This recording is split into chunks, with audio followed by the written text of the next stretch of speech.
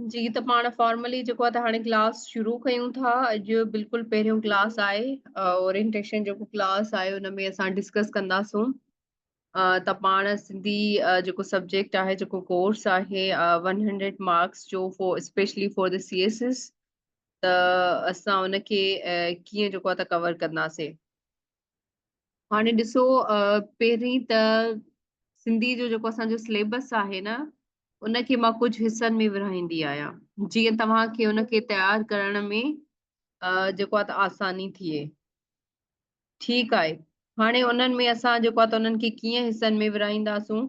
For example, पहिरियों जेकॾहिं असां पहिरें हिसे जी ॻाल्हि कयूं त मां उन में पहिरें हिसे खे विरहाईंदी आहियां त जेके सिंधी अदब जा जेके अदीब आहिनि, जेके लेखक आहिनि उहे। ठीकु आहे। छाकाणि त पाण जॾहिं सिंधी पेपर खे ॾिसंदा आहियूं न, त उन में हिकु सवाल कंहिं न कंहिं अदीब ते, कंहिं न कंहिं शाइर ते, कंहिं न कंहिं लेखक ते ईंदो आहे। त असांजा जेके आहिनि त कुझु मशहूरु, कुझु चूंड, कुझु चंद जेको आहे त अदीब आहिनि, जिन खे असां पाण जेको आहे त कवर कंदासूं, जेके सिलेबस में बि ॾिनल आहिनि, सिलेबस जो बि हिसो आहिनि। हाणे उन अदीबनि में अचे वञनि था डॉक्टर नबी बख्श बलोच, डॉक्टर अब्दुल करीम संदेलो, काको भीरूमल, डॉक्टर होलचंद मोलचंद गुरबख्शानी, उस्मान देपलाई। ठीक है। मिर्जा कलीज बेग, उमर बिन दाऊद पोटो, पीर अली अहमद राशिदी, पीर हसामुद्दीन राशिदी, जीएम सैयद, गुलाम अली आलाना। ठीक है। हकीम फता मोहम्मद सेवाणी। त हाणे ही जेके पाण वटि जेके अदीब आहिनि, त पहिरें जेको असांजो हिसो हूंदो, माना जेको असांजो पहिरियों हफ़्तो हूंदो, असां हुन पहिरें हफ़्ते में पाण इहो मतिलबु जेको आहे त कोशिशि कंदासूं त ही जेके अदीब आहिनि असां उन्हनि खे जेको आहे त कवर कयूं। ठीकु आहे। पहिरियों जेको असांजो हफ़्तो हूंदो, जेके पहिरें हफ़्ते जा असांजा 7 या 8 लेक्चर हूंदा, त असां उन्हनि में हिन अदीबनि खे कवर कंदासूं। पर असां हिनखे अदीबनि खे अहिड़े नमूने कवर कंदासूं त तव्हांखे जेको आहे त उहे हमेशह लाइ यादि थी वेंदा, उहे अदीब या उन्हनि जा जेके कारनामा आहिनि या उन्हनि जा जेके मशहूरु लिखियल किताब वग़ैरह आहिनि, उहो सॼो जेको आहे त पाण डिटेल में कवर कंदासूं। हाणे उन खां बाद में जेकॾहिं मां ॿिए हिसे जी ॻाल्हि कयां त जेको असांजो सिंधी सिलेबस जो ॿियो हिसो हूंदो, उहो हूंदो शाइर। हाणे ॾिसो, शाइर असां वटि जेको आहे त ॿिनि क़िस्मनि जा आहिनि। जेको आहे त कुझु क्लासिकल शाइर आहिनि, या तव्हां चई सघो था त क़दीम शाइर आहिनि। पाण जेको आहे त उन्हनि खे बि कवर कंदासूं, ऐं कुझु जदीद दौर जा शाइर आहिनि। छाकाणि त शाइरनि ते बि सवाल पुछो वेंदो आहे। जे शेख अयास ते सवाल पुछो वेंदो आहे, काज़ी कादन ते सवाल पुछो वेंदो आहे, शाह करीम बुलड़ी वारो ते सवाल पुछो वेंदो आहे। त हाणे जेको असांजे सिलेबस जो ॿियो हिसो हूंदो, उन में शाइर हूंदा, उन में कुझु क्लासिकल शाइर बि हूंदा ऐं कुझु जदीद शाइर बि हूंदा। हाणे पाण जेके असां क्लासिकल शाइरनि में कवर कंदासूं, उन में शाह अब्दुल लतीफ़ भिटाई आहिनि, सच्चा सरमस्त आहिनि, शाह करीम आहिनि, गाज़ी कादन आहिनि, सामी आहे। उन खां बाद में असांजा जेके कुझु मौजूदा दौर जा शाइर आहिनि, तव्हां बि ऑब्वियसली सिंधी सब्जेक्ट ऑप्ट कयो था, त तव्हां पेपर ॾिठा बि हूंदा ऐं पेपर ॾिसण खां बाद में तव्हांखे अंदाज़ो बि थी वियो हूंदो त कहिड़ा जेको आहे त फ्रीक्वेंट पुछा वञनि था। हाणे उन्हनि में जेको आहे न, पहिरीं जेको मेन शाइर आहे उहो आहे शेख हयास, जंहिंखे असां डिटेल में कवर कंदासूं। उन खां बाद में उस्ताद बुखारी, उस्ताद बुखारी खां बाद में तनवीर अब्बासी, तनवीर अब्बासी खां बाद में हाजी अहमद मला। हिन ॿियनि खे बि कवर कंदासूं, पर हिननि खे पाण असां मेन फोकस में रखंदासूं ऐं डिटेल में कवर कंदासूं। छाकाणि त ज्यादातर जेके सवाल ईंदा आहिनि उहे हिन टॉपिक्स मां पुछा वेंदा आहिनि। हाणे इहे त थी विया सिंधी सिलेबस जा 2 हिसा। हाणे जेकॾहिं असां पाण 3 हिसे जी ॻाल्हि कयूं त जेको 3हों हिसो आहे सिंधी सिलेबस जो, जेको 3 हफ़्ते में असां पाण कवर कंदासूं, उहो आहे सिंधी अदब जा दौर। हाणे जंहिंमें जेको आहे त समन जो दौर अची वञे थो, सूमरनि जो दौर अची वञे थो, कल्होड़नि जो दौर अची वञे थो, टालपुरनि जो दौर अची वञे थो, ऐं अंग्रेज़नि जो दौर अची वञे थो। इहे 5 जेको आहिनि त मुख्य दौर आहिनि जेके असांखे कवर करणा आहिनि। इहे थी विया 3 हिसा। ऐं पाण वरी जेकॾहिं सिंधी सिलेबस जे 4थे हिसे जी ॻाल्हि कयूं त 4थे हिसे में अची वेंदो सिंधी नसरी अदब। छा? सिंधी नसरी अदब, जंहिंमें असांखे जेको आहे त नॉवल बि कवर करणो पवंदो, उन खां बाद में अफ़सानो बि कवर करणो पवंदो, ऐं सफ़रनामो, ड्रामो, त नाविल ऐं अफ़साने में कहिड़ो फ़र्क़ु आहे। उन खां बाद में ड्रामे जी जेका पूरी हिस्ट्री आहे, ऐं उन खां बाद में सिंधी जेके फ़िल्मियूं आहिनि ठहनि थियूं या नथियूं ठहनि या उन्हनि जा मौज़ू कहिड़ा आहिनि, मौजूदा दौर में ड्रामे जी कहिड़ी हैसियत आहे। त इहे सभु असां पाण कवर कंदासीं जदीद नस्री अदब में, जंहिंमें नॉवेल अची वञे थो, अफ़सानो अची वञे थो ऐं उन खां बाद में नाविल ऐं अफ़साने में कहिड़ो फ़र्क़ु आहे ऐं कुझु मशहूरु नाविल निगार, कुझु मशहूरु अफ़साना निगार ऐं कुझु मशहूरु ड्रामा निगार ऐं ॿियो सफ़रनामो। ऐं सफ़रनामे में असां पाण अल्ताफ़ शेख साहब जिन खे बि डिस्कस कंदासूं, छाकाणि त सफ़रनामे जी जॾहिं असां पाण ॻाल्हि कंदा आहियूं, त सफ़रनामे में सभ खां जेको मथायों नालो ईंदो आहे, उहो अल्ताफ़ शेख साहब जिन जो नालो ईंदो आहे। हाणे जेको चोथों हिसो त इहो थी वियो। हाणे जेकॾहिं पंजे हिसे जी ॻाल्हि कयूं त उन में हूंदी आहे सिंधी ॿोलीअ जी क़दामत।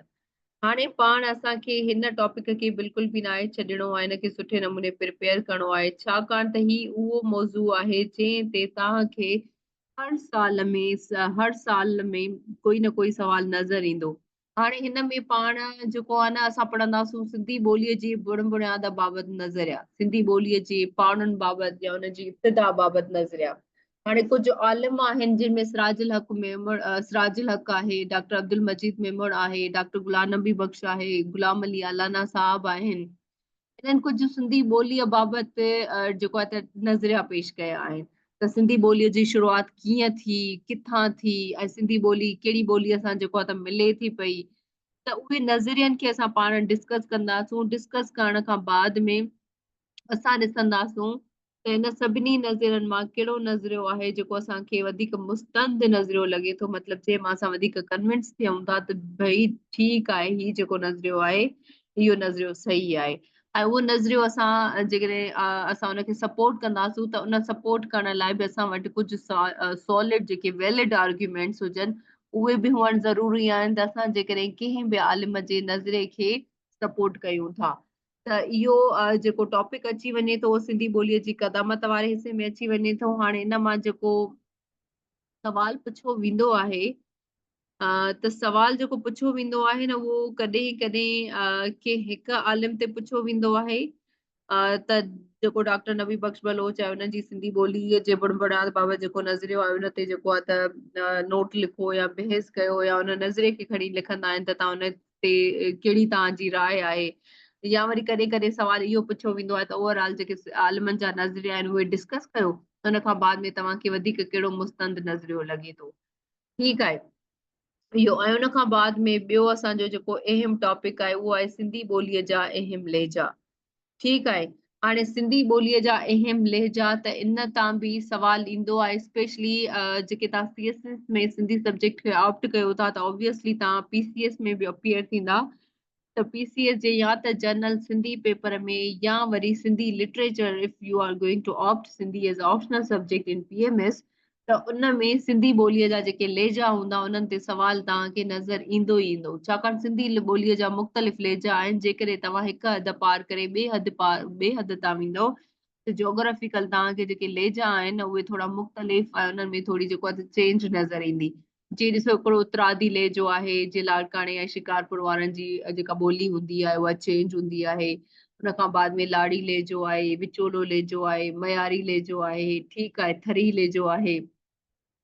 त अहिड़े हिसाब सां जेके सिंधी ॿोलीअ जा अहम लहजा हूंदा असां पाण उन्हनि खे डिस्कस बि कंदासूं, न सिर्फ़ु डिस्कस कंदासूं पर उन्हनि में मिसाल बि ॾींदासूं त उन्हनि जे उचारण में फ़र्क़ु आहे या उन्हनि जे जुमलनि में फ़र्क़ु आहे या उन्हनि जी प्रोनाउंसिएशन में फ़र्क़ु आहे उहो। ऐं उन खां बाद में ॾिसंदासूं त सिंधी ॿोलीअ जे लहजनि ते कहिड़े जेको आहे त आलिम ऐं कहिड़े जेको आहे त अदीब कमु कयो आहे।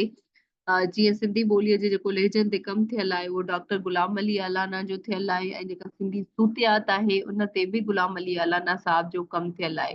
ॾिसो न जॾहिं तव्हां सवाल अटेम्प्ट कंदा त उन सवाल अटेम्प्ट करण सां गॾोगॾु तव्हां मिसाल बि ॾियो। जेकॾहिं तव्हां उतरादी लहजो लिखो था त उतरादी लहजे जा कुझु अल्फाज़ कुझु उचार लिखो त छाजे करे उनखे उतरादी लहजो चयो वञे थो, या उतरादी लहजो कहिड़नि लफ़्ज़नि जे करे, कहिड़नि उचारनि जे करे, कहिड़नि जेको आहे त अखरनि जे करे लाड़ी लहजे खां मुख़्तलिफ़ आहे।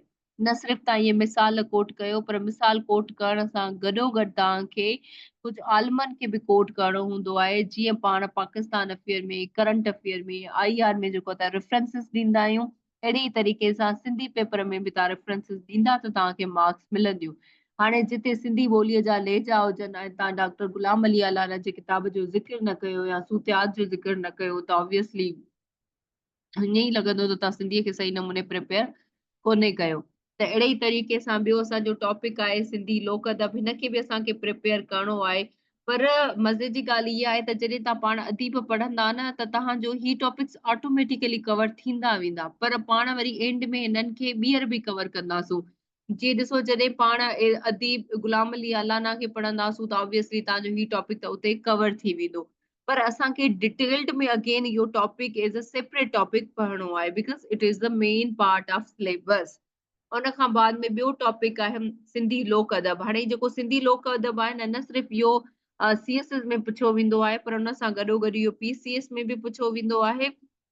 हाणे जेको सिंधी लोक अदब आहे त जॾहिं पाण असां डॉक्टर नबी बख्श बलोच खे जेको आहे त डिस्कस कंदासीं या डॉक्टर नबी बख्श बलोच खे पढ़ंदासीं त तव्हांजो जेको सिंधी लोक अदब हूंदो तव्हांजो उते ई बि उहो कवर थी वेंदो, छाकाणि त हुन 50 खां वधीक जेको आहे न सिंधी लोक अदब ते किताब लिखिया आहिनि ऐं सिंधी लोक अदब ते हुननि ॿियो बि किताब लिखियो आहे बेलायन जा ॿोल। उन खां अलावा हिन सिंधी लोक अदब खे जेको सहेड़ण जो कमु कयो आहे उहो डॉक्टर नबी बख्श बलोच कयो आहे, उन सां गॾोगॾु डॉक्टर अब्दुल करीम संदेलो साहब। ठीकु आहे। त पर पाण हिननि खे असां डिटेल में बि अगेन जेको आहे त प्रिपेयर कंदासीं। ॾिसो इहो जॾहिं सिंधी सिलेबस जा 5 हिसा थी वञनि था त असांजो सिंधी जेको सिलेबस आहे न, मां चवां थी त 99% जेको आहे न इहो तव्हांजो सिंधी जो सिलेबस तयारु थी वञे थो। बाक़ी हिन में जेको आहे न हाणे हिकिड़ो पोर्शन रहे थो जेको तव्हांखे जेको आहे त एज़ अ एडिशनल प्रिपेयर करिणो आहे। त तव्हां मूंखे ॿुधाए सघे थो त सिंधी सिलेबस जो कहिड़ो पोर्शन रही चुको आहे? Anybody can tell me. Mike खे जेको आहे त अनम्यूट करे। मैम आई थिंक रहेगी इसलिए जी पैराग्राफ ॾींदो न मतलब मैम पैराग्राफ ॾेई सघनि था उन इंग्लिश में बि ट्रांसलेशन। Very good. उन खां अलावा ॿियो हिसो?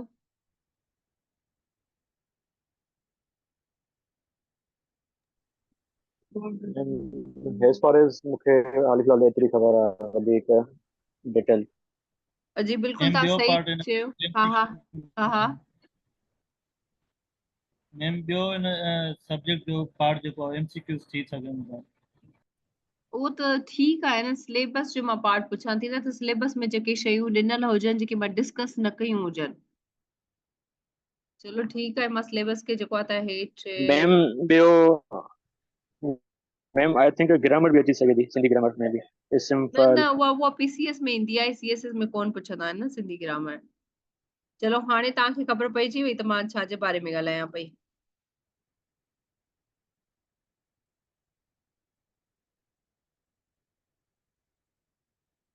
स्क्रीन ते ॾिसो।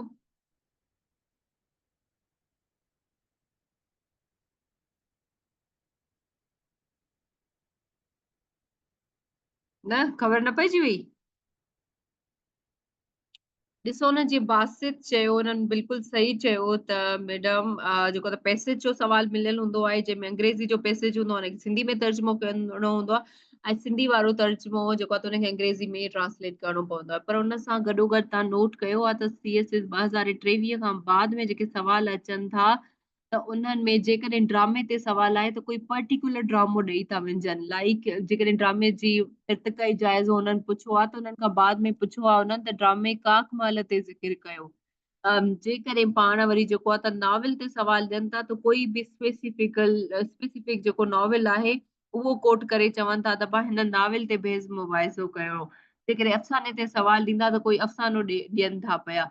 इहो तव्हां नोट कयो आहे ट्रेंड सिंधी जे पेपर में इन रिसेंट पेपर्स स्पेशली?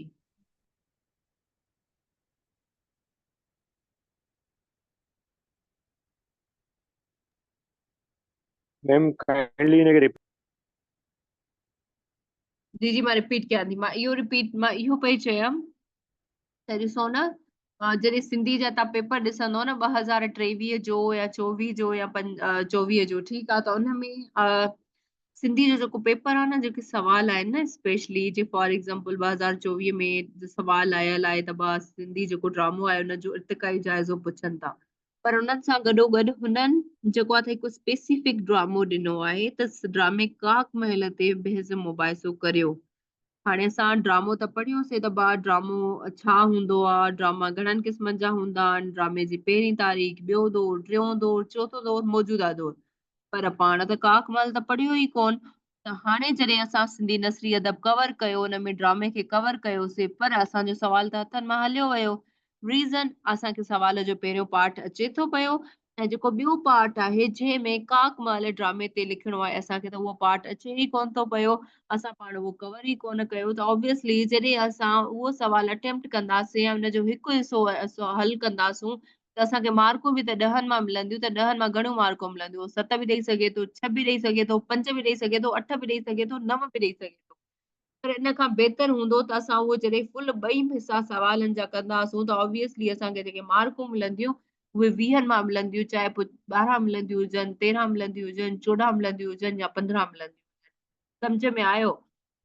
हाणे जेकॾहिं अहिड़े ई तरीक़े सां जेकॾहिं नॉवल ते सवाल पुछो वञे थो, त उन में स्पेसिफिक जेको नॉवल आहे, कंहिं बि नॉवल जो जेको आहे त एग्ज़ाम्पल ॾियनि था। फॉर एग्ज़ाम्पल पढ़ाॾो, सोई सॾ, या रहिजी वियल मंज़र, या जेको आहे त सांगड़, इन जेको आहे त नॉवल ते बहस मुबाहिसो करियो। हाणे असां त पाण नॉवल पढ़िया कोन, त इन सां छा थींदो त असां चाहे नॉवल एज़ अ टॉपिक सुठे नमूने तयारु कयो हुजे, पर असांखे उन नॉवल जी ख़बर न हुजे या उन ड्रामे जी ख़बर न हुजे, त असां त उहो सवाल अटेम्प्ट कोन करे सघंदासूं न। त हाणे सिलेबस जो जेको लास्ट पार्ट आहे, उन में छा हूंदो आहे त ॾिसो न, सिलेबस में कुझु जेको आहे त असांखे मजमूआ ॾिना विया आहिनि। ज़रूरी न आहे, मतिलबु हूअं त इलाही सारा नॉवल आहिनि, इलाही सारा ड्रामा आहिनि, इलाही सारा अफ़साना आहिनि, पर उन मां उहो ज़रूरी कोन्हे त असां जेको आहे त सभु ड्रामा पढ़ूं, सभु नॉवल पढ़ूं, सभु अफ़साना पढ़ूं। पर हिते सिलेबस में कुझु मजमूआ ॾिना विया आहिनि नॉवल जा, जिन खे असांखे तयारु करिणो आहे। हाणे ॾिसो नॉवल कहिड़ा आहिनि: ज़ीनत, सांगड़। ठीकु आहे, हाणे ही जेके लिस्ट आहिनि, हिननि खे असांखे नॉवल जी ॾिनल आहे। पर हिन में हाणे पाण इहो कीअं कवर कंदासूं, त मां इहो सोचमि त इहा हिकु जेको आहे त शइ रहिजी थी वञे, त इहा बि स्टूडेंट्स खे कवर कराई वञे। त हाणे इहे नॉवल सभु जेको आहे त मूं वटि डाउनलोडेड आहिनि इन PDF। ऑब्वियसली असांखे सिंधी पेपर पास करिणो आहे, को सिंधी नॉवल निगार नाहे थियणो, को सिंधी अफ़साना निगार, कोई ड्रामा निगार थियणो आहे। त उन जी सिर्फ़ जेको आहे त समरी तव्हांखे जेको आहे त प्रोवाइड कई वेंदी, या समरी जेको आहे त मां तव्हांखे कई लेक्चर में 3 नॉवल जी समरी पढ़ाए वठंदमि। पोइ उन सां छा थींदो त जॾहिं बि सवाल ईंदो न, त तव्हां उनखे हल करे वेंदा। ऐं तव्हां यकीन कयो त कुझु अहिड़ा स्टूडेंट हूंदा, उहो सवाल कंदा ई कान, उन सवाल खे स्किप कंदा, त ही सवाल असां नथा कयूं ऐं असां ॿिया सवाल कयूं था जेके आसान आहिनि।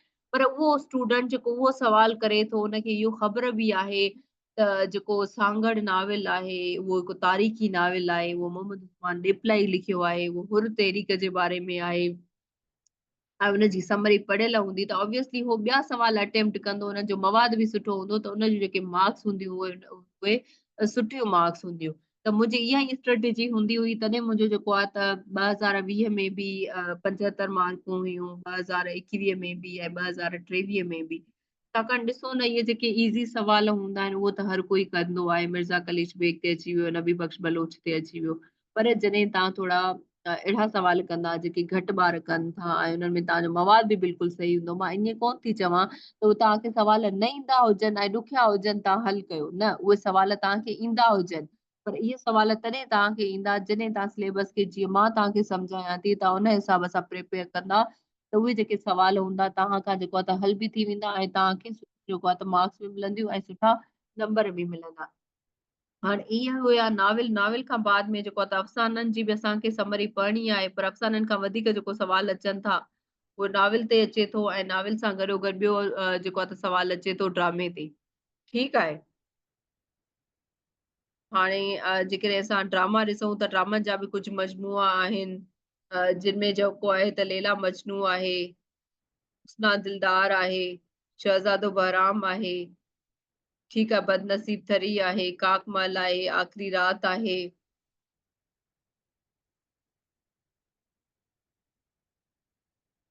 त ही ड्रामनि जा कुझु मजमू आहिनि जेके जेको आहे त असांखे तयारु करणा आहिनि। ठीकु आहे। बाक़ी अहम सफ़रनामनि ते सवाल कोन ईंदो आहे।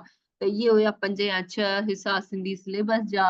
ऐं तव्हांजो हिकिड़ो सवाल अदीबनि मां थी वेंदो, हिकिड़ो सवाल शाइरनि मां थी वेंदो, हिकिड़ो सवाल दौरनि मां थी वेंदो, हिकिड़ो सवाल तव्हांजो नसरी अदब मां थी वेंदो। 4 सवाल त इहे ई थी विया।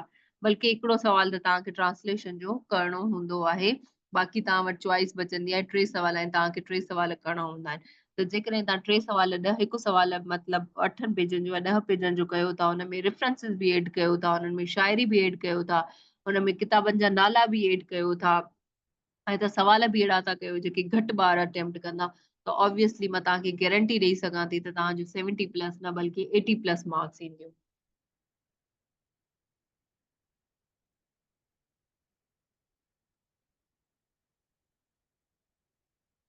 सवाल जो जवाब लिखणो कीअं मैम? इंट्रोडक्शन, हिस्टोरिकल जी बैकग्राउंड हाणे जेको ऐं आहे त जेकॾहिं कंट्रीब्यूशन ॾिना। मां सिलेबस खे डिस्कस करण खां बाद में हाणे मां तव्हांखे ॿुधायां थी, जीअं तव्हां सवाल पुछो त मैम जेका असां नोट्स आहिनि नोट्स मेकिंग कीअं कयूं। ॾिसो न, फॉर एग्जाम्पल ही मां नोट्स ठाहिया हुया ड्यूरिंग माई प्रिपरेशन, त ईअं मां नोट्स ठाहींदी हुयमि। त तव्हां फॉर एग्जाम्पल कहिड़े बि टॉपिक ते नोट्स ठाहियो था, फॉर एग्जाम्पल ही अदीब ते ठहियल आहे, डॉक्टर नबी बख्श बलोच ते न, त पहिरीं तव्हांखे छा लिखणो आहे, त पहिरीं त हुनजो तारुफ़ लिखणो आहे। हाणे तारुफ़ में छा हूंदो आहे त तारुफ़ में इहे शयूं हूंदियूं आहिनि त तव्हां हुनजो पूरो लिखो त भई उहो कहिड़े इलाइक़े सां जेको आहे बिलोंग रखे थो, या हुनजो जेके अदबी ख़िदमतूं आहिनि, ठीकु आहे, ऐं हुननि जो कहिड़े कहिड़े जेको आहे त मौज़ूअ ते कमु थियल आहे, ऐं हुननि जूं ख़ासियतूं, फॉर एग्जाम्पल जीअं ॾिसो मां हिते लिखियो आहे, हू अदीब बि आहे, हू मोरख बि आहे, हू मौक़िफ़ बि आहे, ठीकु आहे, दानिश्वर बि आहे, उस्ताद बि आहे। त हुन तारुफ़ में पूरियूं जेके आहिनि हुनजी क्वालिटीज़ वग़ैरह खे बयानु कयो। उन खां बाद में जेको ॿियो पार्ट हूंदो सवा उमिरी। हाणे सवा उमिरी में तव्हांखे छा हूंदो त कोई बि अदीब आहे या शाइर आहे त तव्हांखे हुनखे ॼमण जी तारीख़, मरण जी तारीख़, ऐं कहिड़े ॻोठ सां बिलोंग रखे थो, हुनजी शुरूआती तालीम किथां आई, हुन खां बाद में आला तालीम किथां कई, ऐं हुन खां बाद में ॿाहिरि किथां जेको आहे त पढ़णु वियो। इहे हुन खां बाद में टियूं जेके शयूं आहिनि तव्हां हेडिंग वाइज़ करे हुन जूं जेके आहे त ख़िदमतूं लिखंदव। ठीकु आहे, जीअं ॾिसो मां हिन जूं ख़िदमतूं लिखियूं आहिनि, त पहिरीं ख़िदमत में मां हुनजो लिखियो आहे त सिंधी ॿोलीअ जी मुख़्तसिर तारीख़ जेको आहे न 1962 में किताब लिखियो। हाणे सिंधी ॿोलीअ जी मुख़्तसिर तारीख़ इहो तव्हां हेडिंग ॾेई हेठि त तव्हां हुनखे पाण ई डिफाइन करे सघो था त भई हिन किताब में हिन सिंधी ॿोलीअ जी जेको आहे त घोषणा कई आहे त सिंधी ॿोलीअ जो बुनियाद या सिंधी ॿोलीअ जूं पाणूं किथे खुटल आहिनि। ठीकु आहे, उन खां बाद में ॾिसो त हिनजो जेको ॿियो कमु आहे उहो आहे सिंधी लोक अदब ते, त लोक अदब जी मां हेडिंग ॾिनी आहे, ऐं लोक अदब खे बिल्कुलु मां हेठि जेको आहे त मतिलबु कुझु लाइन्स में लिखियो आहे, पर जेकॾहिं मां हिन ते पैराग्राफ लिखण ते वेहंदमि त मां हिन जो पैराग्राफ वधीक अञा लिखी वेंदमि, या हिनखे वधीक अञा मां एक्सप्लेन करे सघां थी। छाकाणि मुंहिंजी आदत हूंदी हुई त मां डिटेल्ड नोट्स कोन ठाहींदी हुयमि, बिल्कुलु शॉर्ट नोट्स ठाहींदी हुयमि। उन खां बाद में ॾिसो ही ॿियो आहे ॿेलाइनि जा ॿोल, जंहिंमें जेको आहे त मां लिखियो आहे त हिन किताब जो मवादत करण लाइ लस ॿेले जे पूरे इलाइक़े जो तफ़सीली